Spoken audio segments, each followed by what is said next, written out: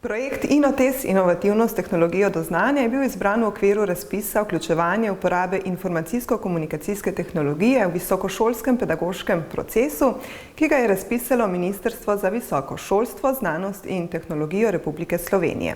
Razpis se je izvedel v okviru operativnega programa za izvajanje evropske kohezijske politike v obdobju 2014-2020. Osnovni namen je, da se v visoko šolstvo vključi tehnologija veliko bolj intenzivno, kot do sedaj. Namreč do sedaj se je veliko vlagalo v izobraževanje na področju osnovnega in srednjega šolstva, visoko šolstvo je ostalo nekje od zadaj.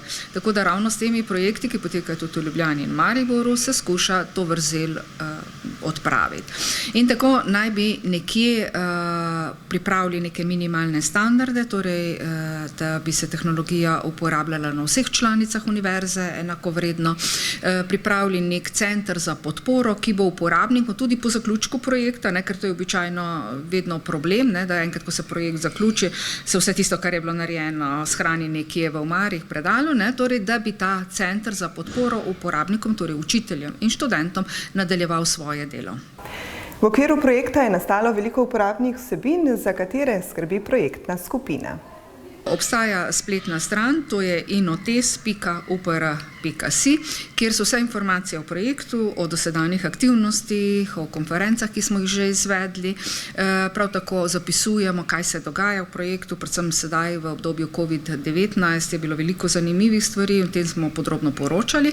Poleg tega imamo pa portal odprta.upr.si, na katerem so že sedaj različna gradiva za pomoč učiteljem, delavnice, ki jih izvajamo, ter tudi zgodovino vseh delavnic. Namreč veliko delavnic, ki so potekale online, je posnetih, tako da si učitelji to lahko pogledajo tudi za nazaj. Projekt je zastavljen tako, da je ožji projektni svet, v katerem smo predstavniki vseh članic Univerze na Primorskem, torej vseh 6 pedagoških članic, kar pomeni, da so preko teh članov vključeni vsi učitelji.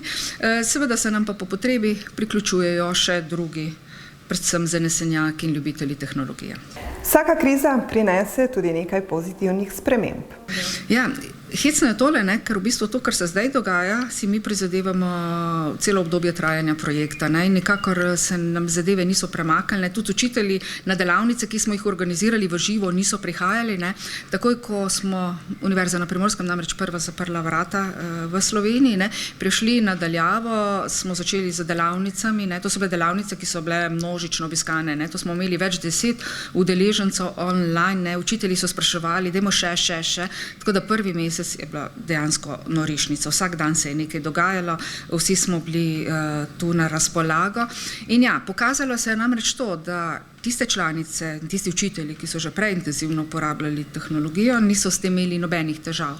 V ponedeljek so se zaprla vrata, v ponedeljek so delali online, bodi si preko Arnesove videokonference in pol naslednji teden preko Zooma, e-učilnice, Moodle in tako dalje. Tisti, ki so se tehnologije nekoliko bali oziroma so imeli nek odpor do nje, je pač trajalo malo več časa, ampak zanimivo, kar bi predvsem rada pohvalila vse učitelje na Univerzi na Primorskem, da so se z neverjetnim elanom in entuziazmom spopadli s to tehnologijo in danes smo vsi online.